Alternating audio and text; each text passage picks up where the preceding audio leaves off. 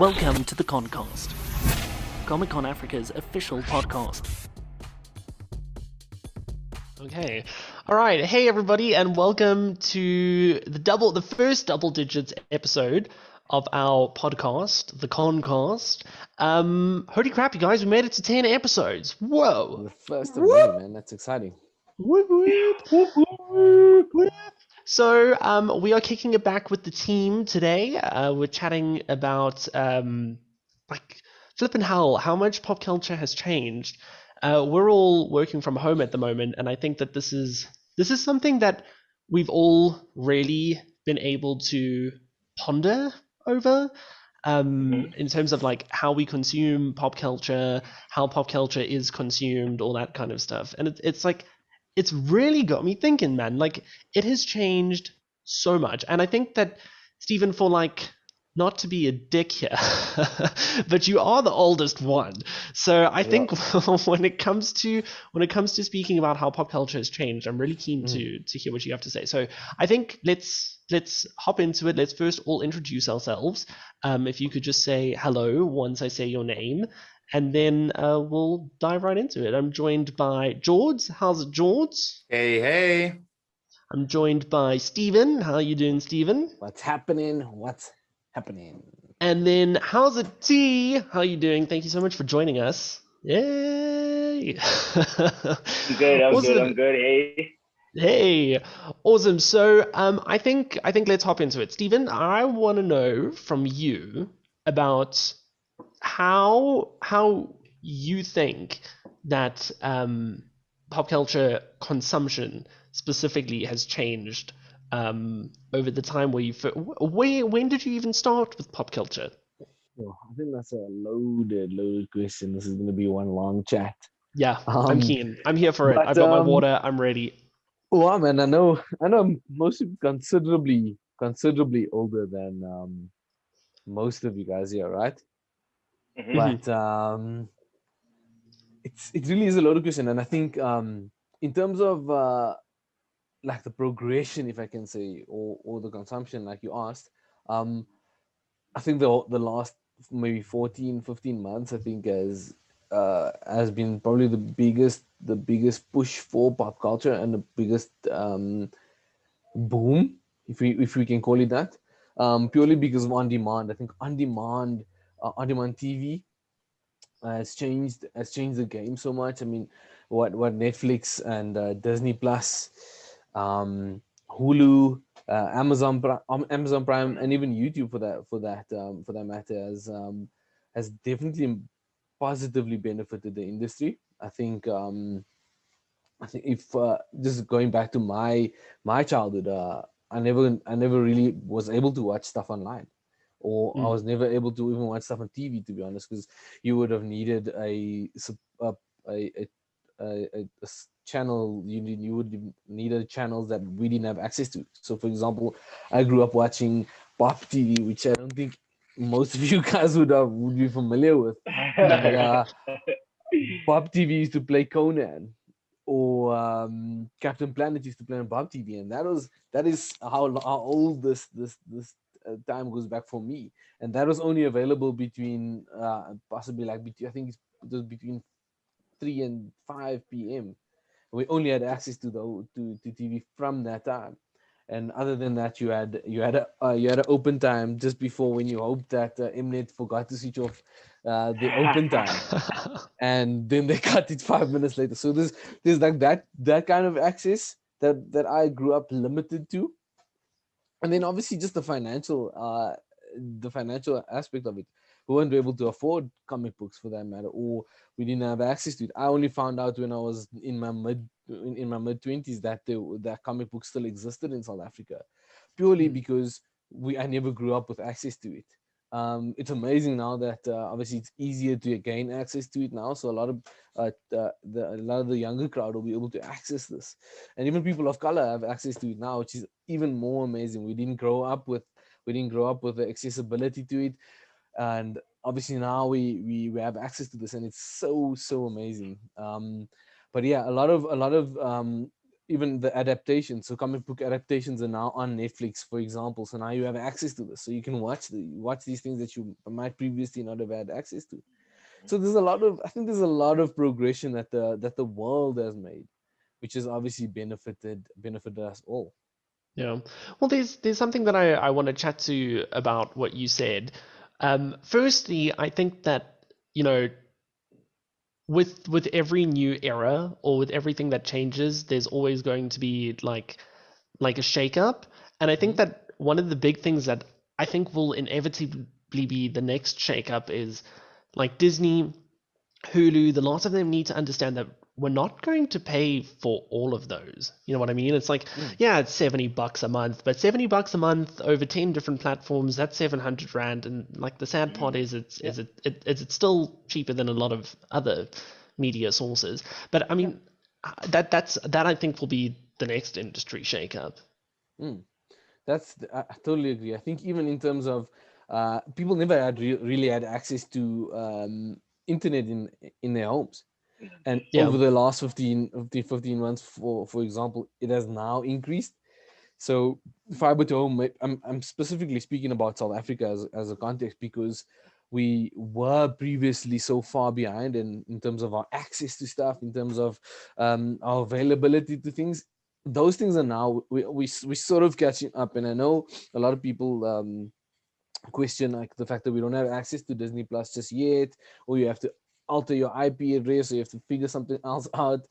And which is why we also posed the question. I don't know if you remember in Anime Month, we posed the question about is piracy positively benefiting the anime industry or negatively impacting the anime industry?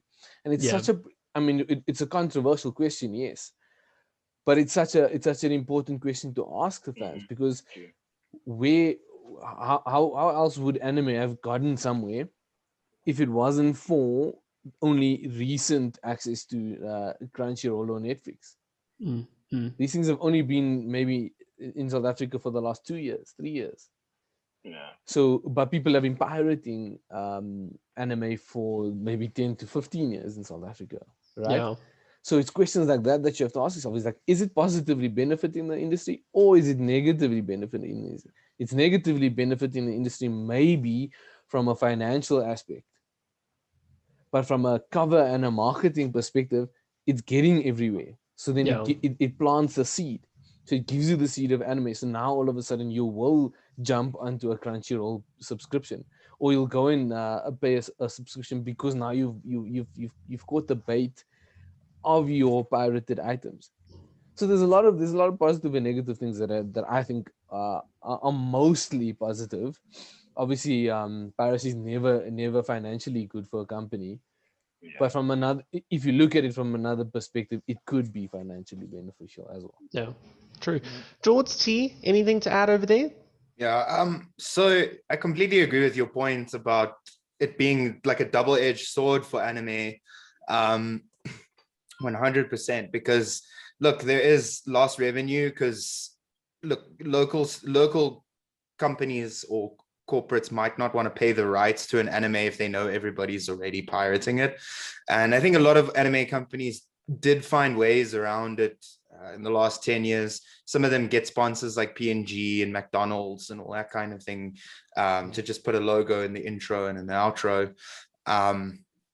But yeah, like, it would also be the case that it would be a real win for the industry if there was only licensed merchandise or licensed products. So fine, watch the show for free, but if you want an action figure, you can only get it from a licensed source. Problem is that like there's a whole lot of unlicensed merch out there. So yeah. Well, I think George, from my perspective, right, the one thing that if we look at it, right, I was at the end of primary school when Dragon Ball Z, for example, debuted in South Africa. Everybody was watching it on the same channel. Everybody was getting it from the same source. But this is like 15, 20 years after after it launched and it was live. So we were so far behind in terms of getting access to that. Dragon Ball Z probably was famous on launch. It didn't take Dragon Ball Z that time to generate the interest. It was famous on launch, so it boomed. But we got access to it so much later. Late. I mean, Mhm. we were tuning in every day at 4 p.m. waiting for that next episode. Five. You know what I'm saying? Yeah. So I mean, like the access to it then was a once a week wait, whereas now I'm sure Thabang's got all those downloaded onto his PC from season one. You know what I'm saying? So like, there's a lot of stuff that we can debate about, but I mean, the what people want is to watch it now. They don't want to wait. Yeah, that's true, And man. and piracy obviously gives them that option as to that's the reason why also piracy is so successful. Yeah, that is also true. Like, yeah, man, in South Africa, we usually had that problem of like getting stuff late, eh? Because then I noticed when SuperSport brought on WWE, right? You'd get there. We usually used to get like 1 hour episodes of WWE, right? The first time I actually watched it, like the full episode, I was so surprised because it went over an hour, and I was like, okay, what's happening here? And then to actually find out that an episode of WWE, whether it be Raw, or SmackDown, lasts for like 3 hours, and we only used to get like an hour of that, and we usually used to get it like what 2 3 weeks late. Mm. You understand? But Yeah. now that we actually have the like the direct access, direct link to that, it's just to show you that actually we've come a long way. We've actually come a long way. But hey, here we are moving forward, man. Hey Thanks. man, So you know thanks what? for hooking us up. If there's one thing I know we were always delayed in, is Days of Our Lives. I Oh don't know yeah. if you guys grew up having to be forced to watch Days of Our Lives. Okay. I yeah. think that that's a Marlena's universal thing. possession. Yeah, yeah. Everybody remembers evil devil Marlena. But I mean, even if to go back to your question, Calvin, about the evolution of pop culture, right?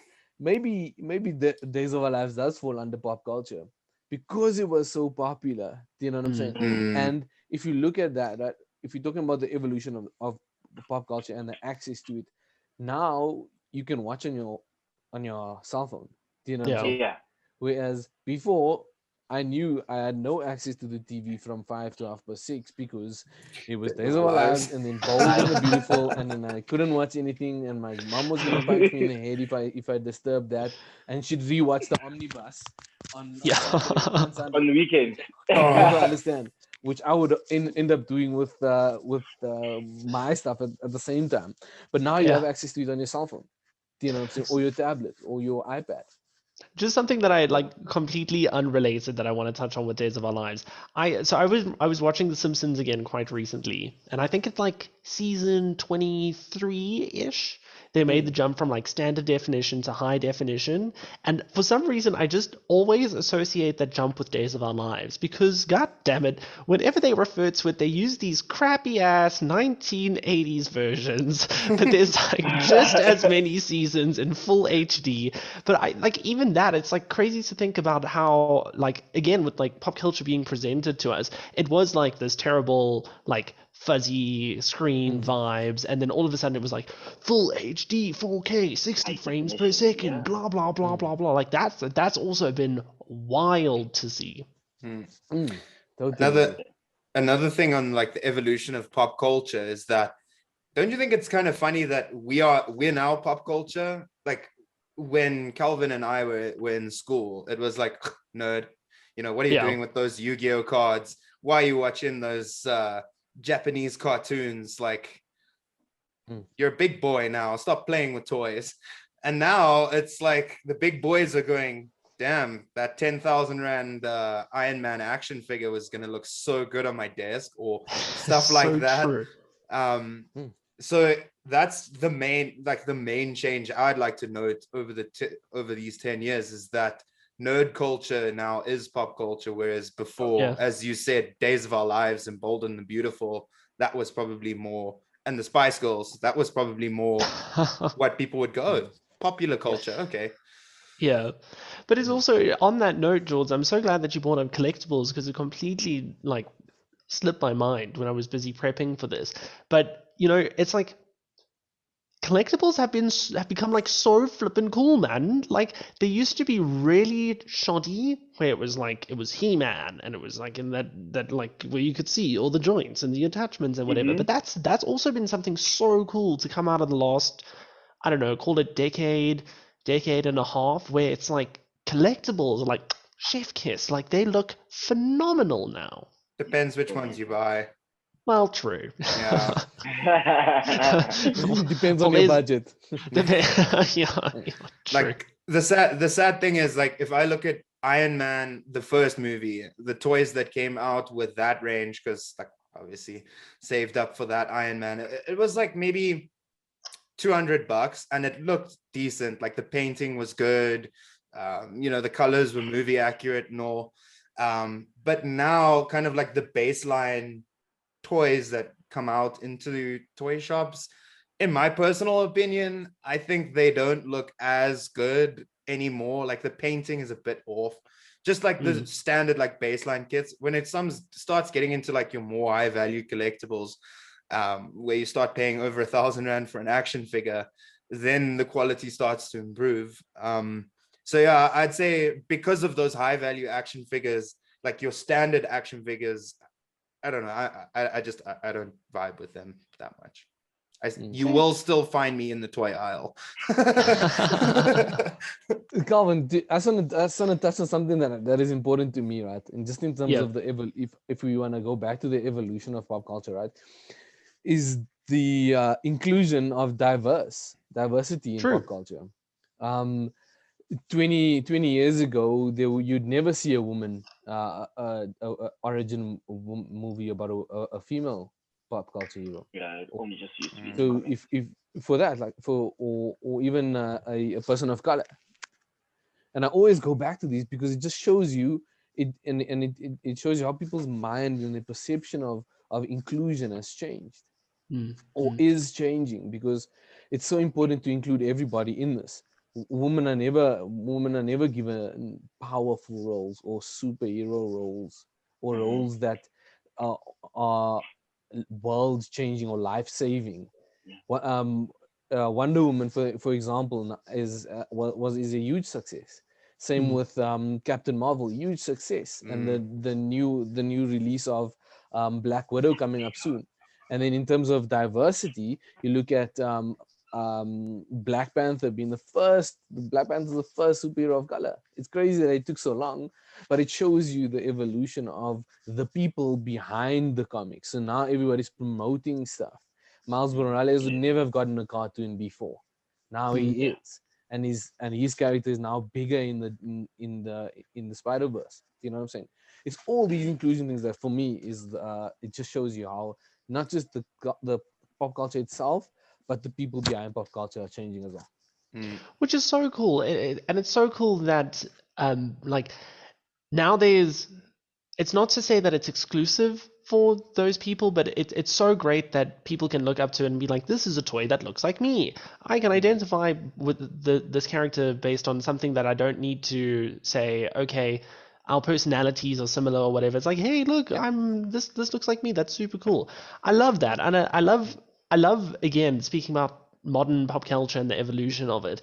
I think that having the access to all of that is phenomenal, and it's so cool, and it's I love the like interconnectedness of the movies and the world, and it's becoming like a really cool reflection of the real world, you know what I mean? Which is so flippin' cool, man. I mean, DC brought Black Lightning, so they brought a retired superhero back, brought him back from the dead. You know what I'm saying? They've even gone as far as including an older person who would maybe disqualify themselves from being a superhero or including themselves in superhero culture. Yeah. Yes, it's cool, man. What's cool is that also, like, people of color and women are now not just kind of, as you said, a side character. They're actually playing a huge role in that large scale of things within Marvel and DC.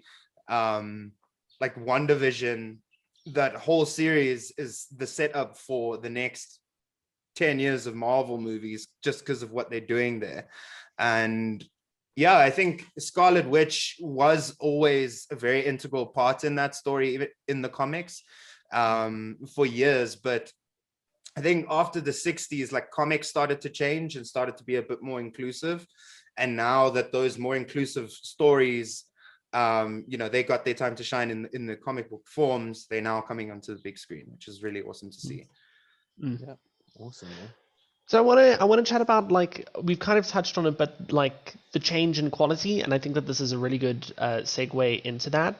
And just I think it. I don't know how to, like, I have the point in my head, but I don't know how to put it out into real words. I think I'm talking here about, like, the quality of storytelling, which has increased so much in many different facets. You know, I think that we've realized that we can tell these out of this world stories, as like with Rick and Morty, we can really push the boundaries, and that's super exciting about pop culture, is that there's still something new to talk about. There's still a new story to be told. There's still a new character to be introduced. Compared to also, like, old series, you know, maybe we can reminisce a little bit about over there. But what is your guys' favorite, like, let's call it modern classic series, whether it's a sitcom or like a, Stephen, if you want to face up and tell us it's Bold and the Beautiful, this is a safe space. Hey man, I'm never gonna promote Days of Our Lives, man. Days of Our Lives has scarred my childhood. It has scarred my childhood. Also, it allowed me 1.5 hours to run outside without parents when I'm outside in winter.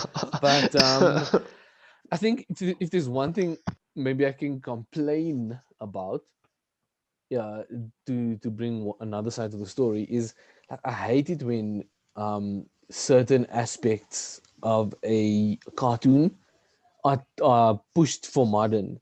Like, I once saw an episode of a 3D version of SpongeBob, and I was just like, no man, it's not designed to be like that. Certain cartoons I grew up with, like, if I even watch Teenage Mutant Ninja Turtles now, the 2D vibe of Teenage Mutant Ninja Turtles made it what it was. The low graphics made it what it was for me. Obviously, people might have a different opinion, but I loved watching it as is. And the fact that it was then tried modern didn't really get me at all. Maybe the movies, when they obviously made the turtles living in the more modern city as opposed to the old school city, you know, like those things obviously I agree with. But when it comes to the animation, I love the old school look of that. Old school, old school. I agree. Like it and Eddie. Yes. That was amazing with the graphics, with like old school graphics. Samurai Jack. Actually, old school Cartoon Network was the bomb. Dude, I miss that. I miss those couldn't days. agree Man. I more. miss those days. Yeah, it's Thabang's old school cartoons and my old school cartoons are probably a lot. These old school cartoons are the ones that Steven's busy complaining about. Thabang's No, but you surely must. 2009 cartoons are You surely must love Courage the Cowardly Dog. Who doesn't love that? So Stephen, here you hop on in, Jords. Sure. So quick question from your guys' perspective. Do you think that, like, modern cartoons these days have gotten really tame? Because, like, if you take Teen Titans as one example, right? That show when I was a kid was very much geared towards teenagers, young adults. But now Teen Titans Go is definitely geared towards kids. And I just kind of see a few, like, on the animation side, like, a lot of the stories are becoming a lot more tamed down. So yeah. Look, I love me my cartoons, Jords. I would rather sit down and watch, like, a good animation rather than like live action series. And I agree with you. I do think that a lot of cartoons have become a lot more tame. And I think Teen Titans is a phenomenal example because I mean it dealt with like really, really hectic themes of like love and loss and like all that kind of stuff. And I feel like that might have been lost in Teen Titans Go. But I don't know. This is a very unpopular opinion, and I'm pretty sure that I'll be slated for it. But I actually quite dig Teen Titans Go for what it is. You know what I mean? I still think that like it knows it's silly, it knows it's stupid. It's not trying to be Teen Titans. It's trying to be Teen Titans Go. You know what I mean? It's just like mindless stuff to watch. It's great. Yeah. Having said that, though, I don't think that like good storytelling is lost in the modern era. We still have great ones like Steven Universe, which tells a phenomenal story. We still maybe Rick and Morty is a bit of an edge case for this example, but I do think that that's especially found with remakes and trying to reintroduce something to a new audience. But hey, man, if Teen Titans Go exposes somebody to the original Teen Titans series, it's done its job. May take 5 or 6 years for that person to eventually come around and watch the original Teen Titans. But hey, if they get to see that really cool story, that's where it's at. Yeah, I also like really TENTITANST. Yes. I really like the show, but I'm just pointing out that difference is that some shows got a bit tamer. Yeah. Yes. Yeah. 100%. Yeah, that's true. I think for me, it just speaks to different audiences, different people, different likes, different dislikes, and I mean, for me, it's just if I don't like it, I won't even really give my opinion on, about it. I just watch what I want to watch. Yeah. You know what I'm saying? Like for me, dude, I could do a week long's worth of SpongeBob. Any episode of SpongeBob you could give me. Whereas like maybe Teen Titans Go, not so much for me. But it really just, I mean, you have to diversify your content if you're a content creator. And if you're in the industry, and obviously you determine who you speak into. So maybe Teen Titans Go doesn't speak to a diehard Teen Titans fan, but it surely does speak to maybe a younger crowd or an older crowd for that matter, or maybe even just somebody that wants to pass time. But I think the determining factor is also who the content is directed towards. It doesn't have to be your like. You don't have to enjoy it. I don't think all content is designed for everybody to enjoy it. Yeah, true. But in going forward with it, I mean, if you look at, there's like certain game shows on TV that are modernized and changed up. Like I watched Mental Samurai, for example. It's an old school game, an old school game show, but has now been modernized. The same with Match Game. Match Game is from the 60s, from the 50s, 60s, but is now revolutionized with younger or more important or more, not more important, but more relevant, more relevant stars or more relevant individuals. So maybe for you that individual wouldn't speak, but then again for somebody else it may or may not. Yeah, that's true.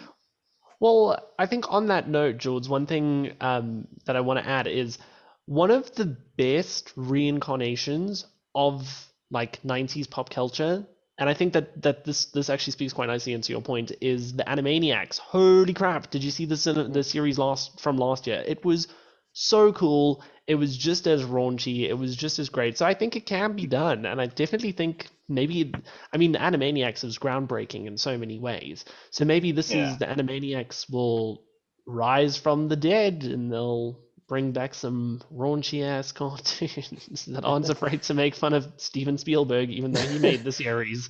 I think the nice thing about the Animaniacs remake is most of the voices are still the OGs, man. Yes. That's what's important. And I think obviously sometimes you don't even notice that the voice has changed or the voice artist behind the voice has changed because they're so good at what they do.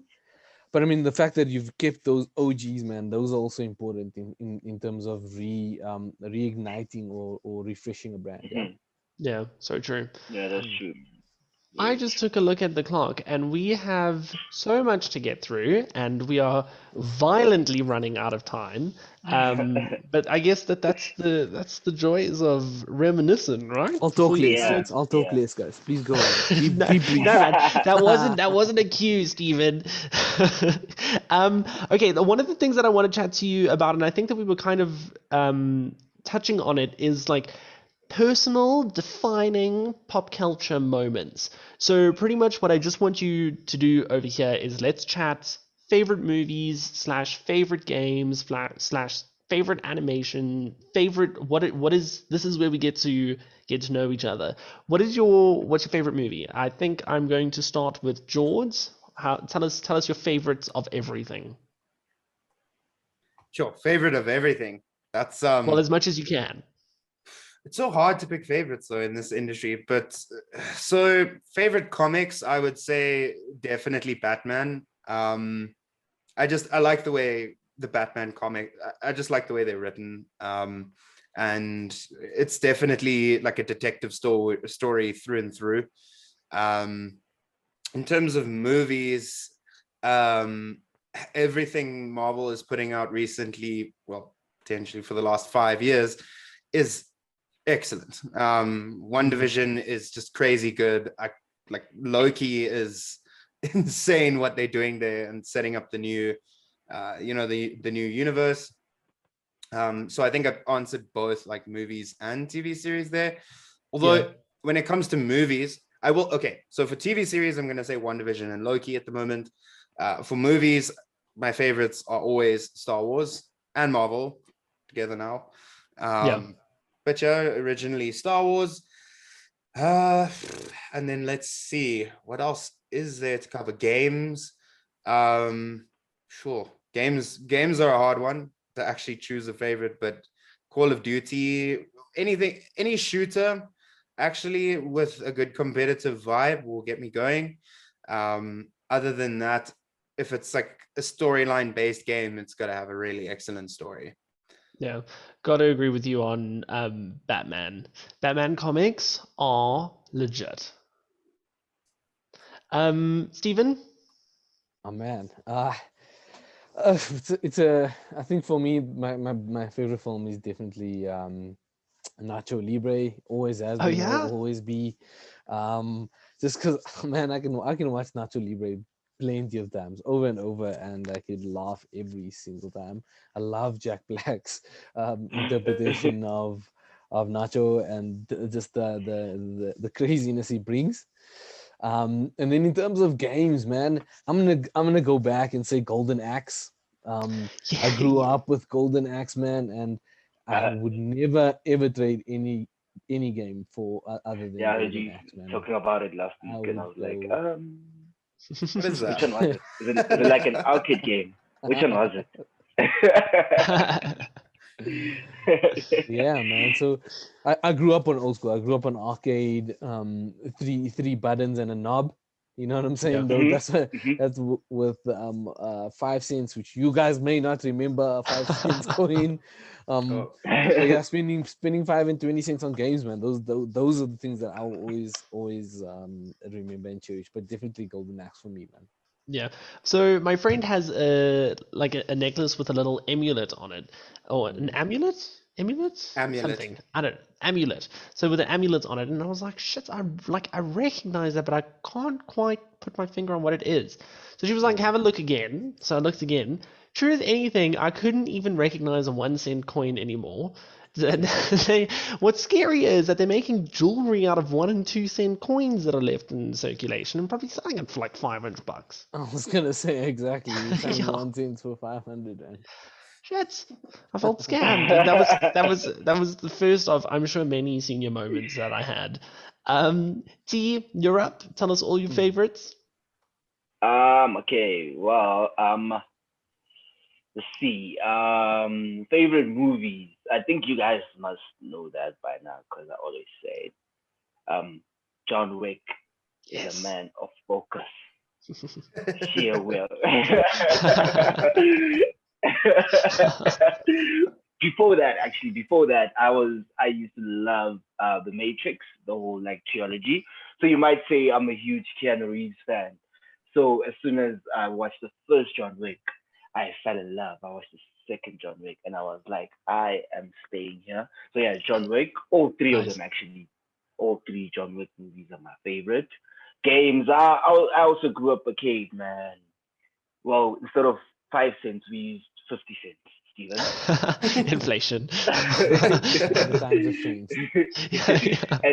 and I think we had more buttons. I played with like I think 4 to 6 buttons, right? And my favorite game there, and I think I'm still quite good at it, is King of Fighters, right? Ooh. And yes, I played King of Fighters. Growing up, I wouldn't say I was the best in my hood. I wasn't necessarily the best in my hood, but top 5 clean. That was me. Nice. Yeah, Nice. well, 50 cents. Yeah, after school, get there. Just use 150 cents, man. I'll finish the game for you, and I'll even sign at the end. Then I was doing the thing. Yeah, and yeah, man. So it's John Wick, King of Fighters. To be specific, though, it's King of Fighters 2002 Magic Plus. Still remember it? Still in here? Shit. See. Yeah. Yeah. Well, with comics, well, I wasn't really growing up. I wasn't exposed to comics that much, but there was one comic which constantly, and it's actually South African, which also made it kind of like, oh wow, super strikers. I used to read that. I read every issue of that of Super Strikers, man. Like, because I remember it used to come in. What was it? I think it's the Star newspaper. Yeah. I think once every month, I think, if I'm not mistaken. And I would always get myself a copy of Super Strikers, and I was so excited when they turned it to like an animated is it a cartoon or what? Yeah. Yeah. And they did such they a did good an job. and I'm so happy because now I would walk in at home, like when I'm at home, and I catch my siblings watching Super Strikers. And I was like, you guys are watching it. I used to read it, my man. Like, I used to wait. I used to wait every single month to get my hands on a copy of Super Strikers. And I won't lie, that was like really, that's a highlight of my life, actually. Yeah, personal highlight of my life is Super Strikers. King of Fighters, Heroes. When it comes to Heroes, man, I don't really know where to go, bruh. I honestly don't know where to go. I love Thor. Captain America is amazing. Yeah. Hulk is like smash. But yeah, honestly speaking, though, if I had to pick out a favorite superhero, it would definitely be Captain America. I mean, he's worthy. Sick. He's Yeah. worthy. Yeah, especially that part. Like, when you go crazy, I was like, yeah, I knew he was worthy. Yeah, they did Cap justice in Yeah, they Endgame. did. It was Yeah, so they sick. did. Yeah. Because when I saw that part, I was like, I knew it. He's worthy. I think from my side, like hands down, movie wise, it is Kill Bill. Kill Bill is my all-time favorite movie, and anything by Quentin Tarantino. I just love the fact that he can like take your brain out, completely like give it a massage, hand it back to you, and you're like, whoa, man, what the hell? You Yeah, mean what that the hell literally, just right? happened? Yeah, like. He literally does that in all his movies. Yeah, well, true. There's that with like anime blood squirting everywhere. Comics. I'm also a big DC fan. Love me my DC universe, but definitely leaning towards Batman, much like you, Jords. I think one of the first comics that I ever read was The Killing Joke, because I think Oof. Stephen, like, even though I grew up with like exposure to pop culture, I also very like relatively late in my life learned that comic books were still a thing. I was like, oh my god, I didn't know that we have comic book shops, and like this is so crazy. There was one in Edenvale which we used to go to. We used to like travel to go there, so that was like mind blowing. I probably only have been reading comics for 5 or 6 years plainly because I didn't know about it. And then I think in terms of superheroes, Spider-Man and Batman and Deadpool. Those are my top three. And I really like the way that they're dealing with the Harley Quinn, with like Harley Quinn at the moment, where she's become very independent. She's not like fixed on the Joker. It's really, really cool to see that whole character arc play out. That's been super cool. And then in terms of games, I've said it once, I've said it 1,000 times. Titanfall 2, one of my favorite games of all time. It is phenomenal. The new age. Yeah, the new age. But now that we've looked back, I want to look to the future. Put in like some ahusa and we'll look out to the future, right? How do you think, because we've spoken about how pop culture has changed so much, and especially in the last 15 months, how do you think in 100 years' time we're going to be consuming pop culture? Okay, well, I think I just have an idea on that. I don't know if any of you guys watched what is this, Ready Player One? Yes. You guys watched Ready Player One? Have you seen that? What is it? The Bulgarian games or something? So that's that game. Well, we already have virtual reality, but I personally think we are headed there to like You're very right. Bulgarian game type of vibes. You create an avatar. You are literally in the game. Yeah, and that's actually VR. You got the whole VR situation.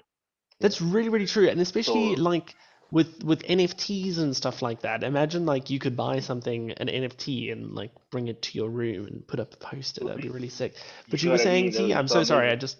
just wanted to slot that in there. So yeah, so with the gaming scene, I feel like maybe 100 years from now, all games will be virtual reality type of games.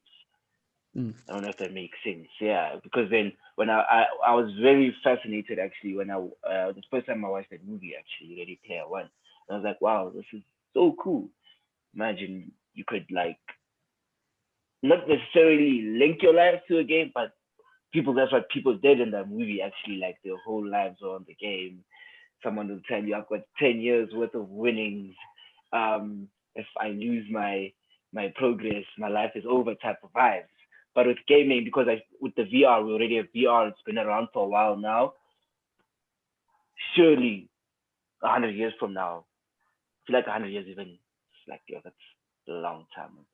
Yeah. Yeah, I'm giving them about 32 to 50 years. Please, somebody come up with Bulgarian games. So I can kind of also talk to that, T. So it's a huge buzzword in the industry at the moment. It's called metaverses, and that's basically what we're talking about here is, so like imagine we made a cross hybrid game between GTA 5 and Sims, just an example. And you know, in GTA 5 there's like a working internet in there, so you can search things that pertain to the world within GTA 5. Now imagine it's an actual internet inside the game, and I can go as Jordan Crossley to like a social media in that world and make posts as my avatar to other avatars in that world. I can, let's just say I need someone to help me rob a bank because it's GTA 5, right? I can go to like their version of Reddit or I don't know, Craigslist, and be like, yo, I need somebody to rob a bank with me, and place an ad there.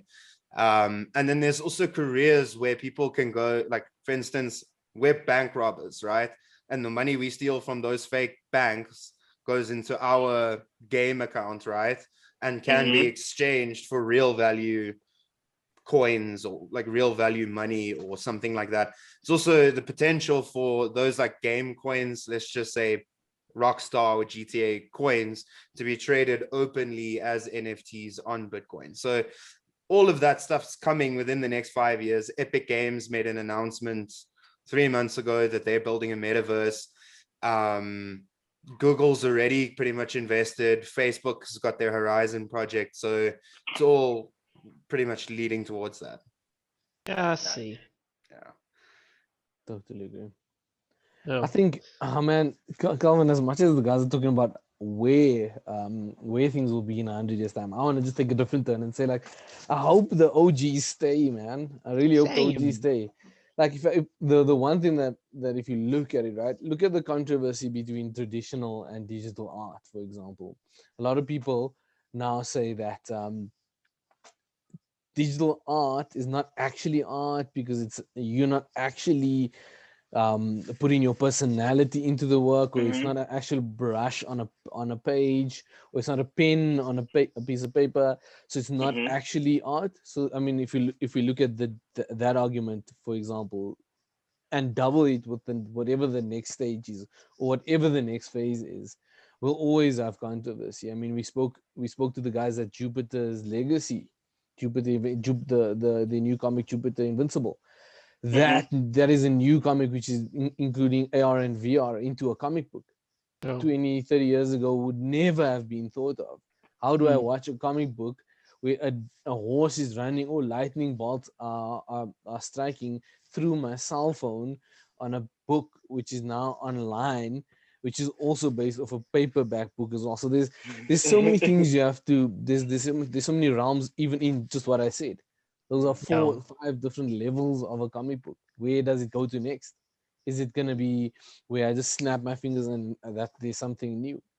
Or I can just create a new comic book from my voice, or just or the ease of creation will just get easier and easier, which would then make anybody a comic book writer, which would then also make it not so exclusive, but also gives everybody the creativity to do it.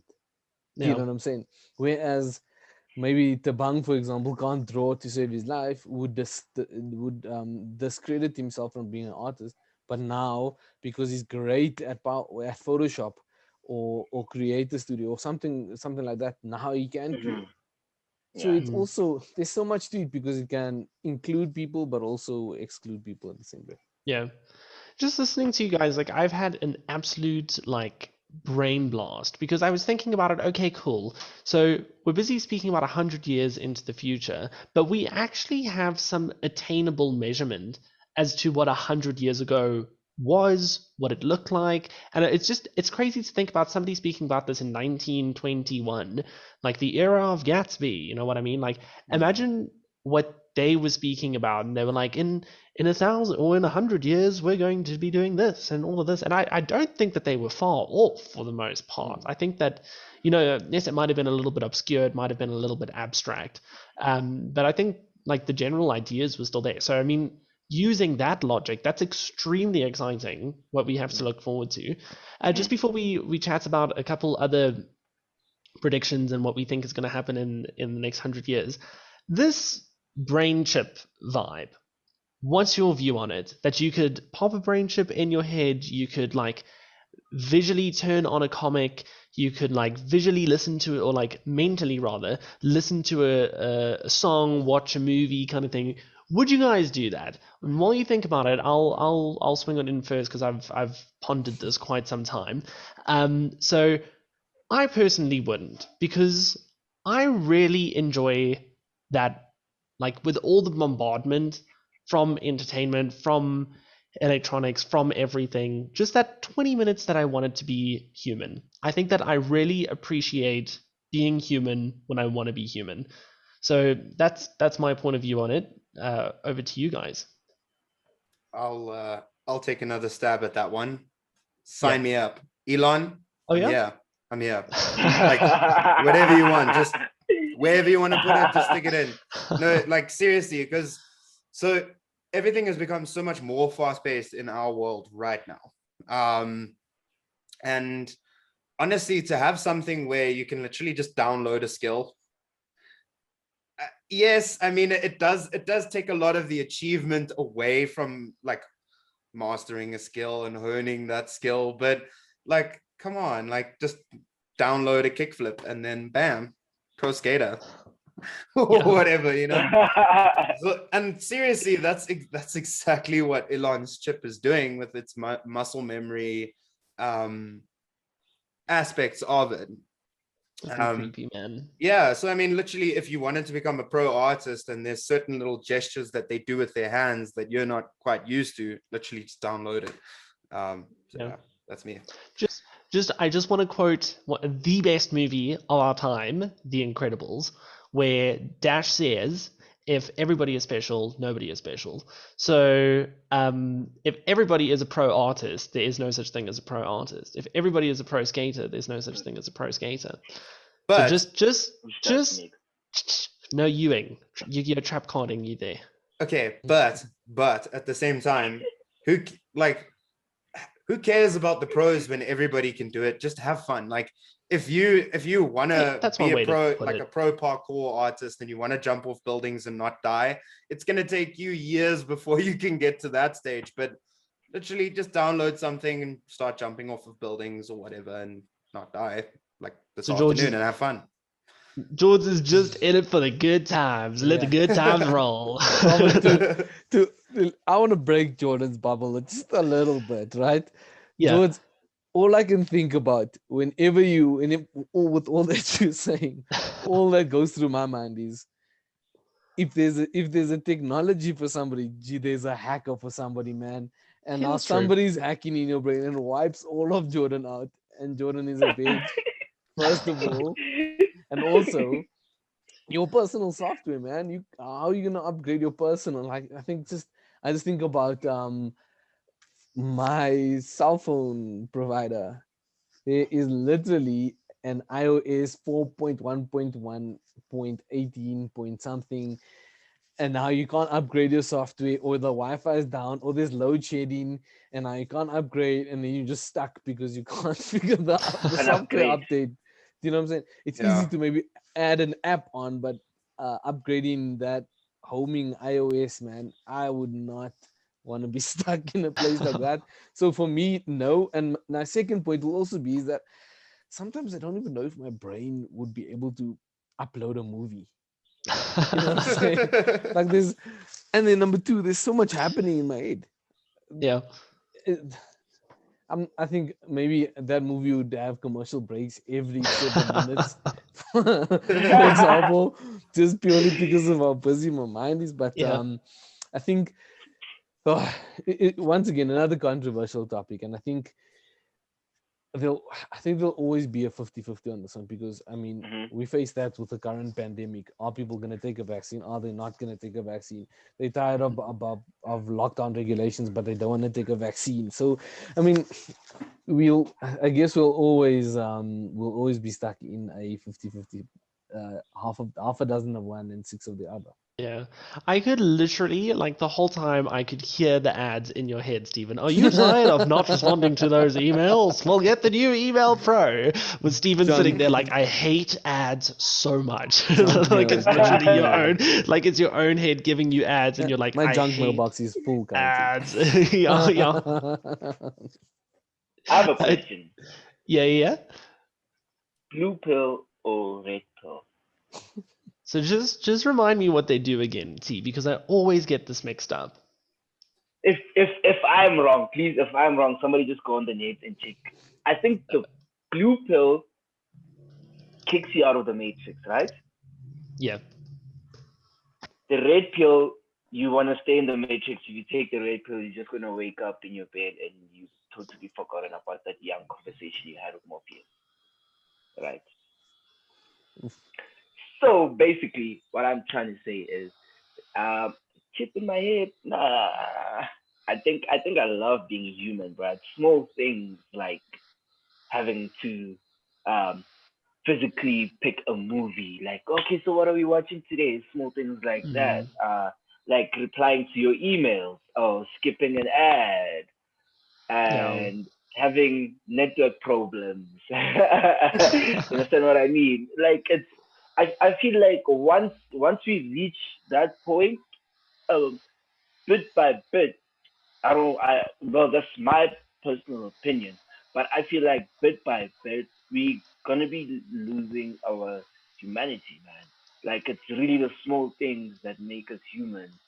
But then if I'm gonna have a chip in my head, and if I just want to watch a movie, I could just like automatically download it in my head, and then now I'm gonna take that image out of here and throw it onto a screen. Like what doesn't make us different from the machines, man? I totally get you. I don't know. So it looks like you're You humans going think in- you're so special. You think you're so different. You- Everybody has mechanistic ways. so George, it looks like you're going for your consultation with Elon all by yourself. I'm so sorry. It's all all I'm right. I'll saying be is- Iron Man all by myself. all I'm saying is, in Terminator, the machines ended the world. That's all I can say. They started a That's- new world. Small program. I mean, But so what happened to all the humans? Small price. So to I- pay. whoa, George, I'm starting to get genuinely concerned. Sorry, that was my AI. That wasn't me. Yeah. There's a glitch in the matrix. So I just want to run through a couple. So now this is researched. This is research stuff about what the year 2116 will look like. And I just want to fly through this because we're running out of time. But I just want to get a simple yes or no from you guys. And if you feel that it's urgent that you elaborate, like let's chat, right? So a look at the future, 2116. The future of living, they believe, will have 3D printed houses, exotic power sources, meaning that there's power sources from outside of Earth generating power for Earth, obviously bigger buildings, which I think is natural, cities under the sea, cities in a building. So if you were to imagine the little graphic that they have over here is like the Louvre almost, and then like each tier is a different, there's like it's a whole city but in a building. So if like pretty much what Four Ways Mall is becoming, and then building deeper. So instead of going up, also going down. We're gonna be going down. Quickly, what are your thoughts on how we are going to live according to this in 2116? Yes, yes, yes, yes, and yes. All of them. Yes to all of them. Steven? Man, I hope I'm around to see it first of all. It does sound or pretty cool. maybe or maybe not.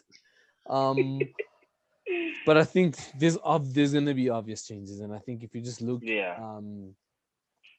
100 years ago, we were bombing each other. We were living in caves or however people view life back then. Everything ultimately will evolutionize, and I think everything will change. I do think we'll always figure out better ways to live, better places to live, whether it be on the earth or not. I think we're just a very inquisitive species, so I think we'll always try and figure something out, and we definitely going to be further on. And I think sometimes maybe to the detriment of some individuals or some countries for that matter, or from some people, but I think eventually for the greater good in the end. Yeah. True. Well, one thing that I'm personally very excited to see coming to life is kind of like the experimentation to get there. I mean, it's going to be wild. It's going to be a sick party when they're like, oh, we've built our first building underground. Like it's the tallest building. You know, like I think it's a mushroom or something like that. That's like one of the largest living plants. But it's like literally like little bits on top, and then it's like this massive thing of like network of roots underneath. I think that it's going to be really Mycelium. exciting to see that. There we go. And also, I think the way that this is going to push architecture, there's going to be some really stunning buildings in the future, even if you look at the last 10 years, how that's changed. So I'm excited for that. T, thoughts? Yeah, like Steven said, man, we are bound to change. Stuff is bound to grow. You understand what I mean? But what I'm waiting for though is that car from Back to the Future, man. Hey. And the hoverboard. And those hoverboards, bro. Like they had those ideas in the 90s. Do you see that? They had those ideas in the 90s. And I think the future, they traveled all the way to 2015, if I'm not mistaken. And I that's where the actually think it was hoverboard comes from. 2016. 2015. Yeah. 2015. Oh, okay. Yeah. Yeah. Yes, because I've watched the movie so many times. But in the 90s. T trying to play it humble. I think it was 2015. I could be wrong. Yeah. So yes, imagine in the 90s, because I think the first one was made in the 80s, right? But in the 90s, they already had that idea of like a hoverboard. Understand what Yeah. I mean? I mean, So, yeah, it's so man. exciting. Yeah, it's so super exciting. But I'm still waiting for that car though. Yeah, it's See gonna what be it looks sick. like, man. I'd like to be up there. Imagine the traffic up That there, car, man. he says. That car. But yeah, man, most definitely 100 years from now, it will be different. Yeah. Unfortunately, we won't be there to witness it. Well, Hey, I'll be no, a cyborg, so. because you'll be AI. That's why. But yeah, man, it is. Yeah, man, we evolve, man. Everything actually does evolve, whether it Yeah. be human beings, animals, even our brains, bro. We become more creative. We think of more fun ways. You understand? Like from a carriage to a car. You understand what I mean? So true. Yeah, So true. we definitely are going to evolve. No. Well, you lot, I've really enjoyed this conversation. This has been fun bouncing ideas off of how like everything has changed, man. Changes. Who was that from? Shrek, right? I think it was from Shrek. Yeah. Yeah. I think there's a don't few know. movies. Yeah, well, one of them, any of them. I appreciate you lots so much. Thank you so much for the chat. I think we're gonna wrap it up over there. I think we're all losing daylight. So we'll call it there. You guys are absolute legends, and thank you so much Sweet, for man. spending time and chatting. Let's see who makes it to 2121. Whoa, 2121. That's so sick. Whoa. Yeah. That's 100 years from now, right? Yeah, Yeah. 100 years That's from now. 100. Nah, I Awesome. think I'm gonna take That's what they Jordan's said day, in actually. like 1990. Yeah. Take you guys in 2019. Whoa. Yeah. Nah, cheers, girl. Cheers, All right. Cheers, everybody. Cheers, man. Cheers, guys. See ya. Bye. Bye. Bye.